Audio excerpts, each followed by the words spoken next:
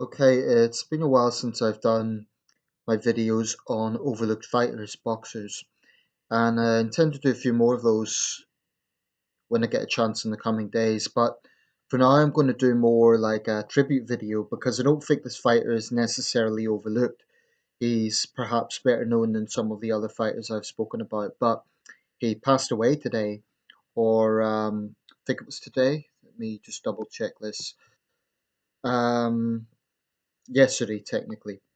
And the fighter is Smokin Bert Cooper, who fought as a both cruiserweight and heavyweight from 1984 to 2012.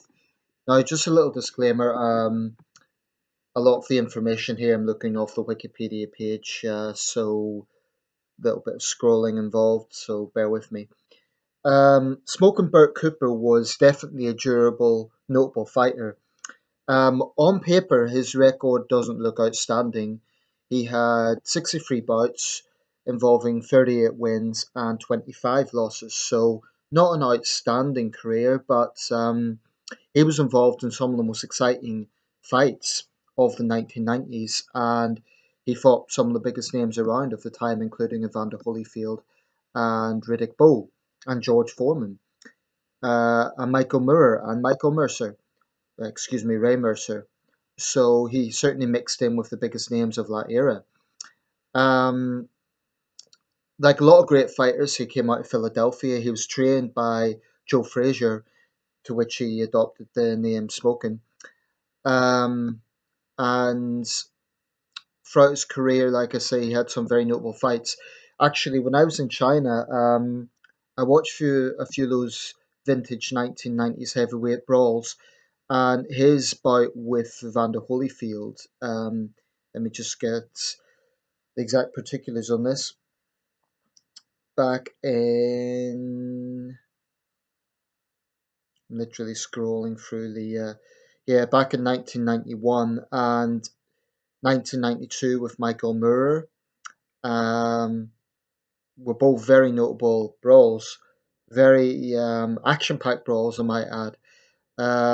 He also fought Chris Bird, lost to Chris Bird in 1997. Um, Corey Sanders, a loss to Corey Sanders in 1993, lost to Mike Weaver in 1993 in Beijing. Um, so it is true that he lost against some of those big names. He defeated Orlin Norris in 1990 in Edmonton, Canada. Um, Lost to George Foreman 1989. Um, just looking for his record there.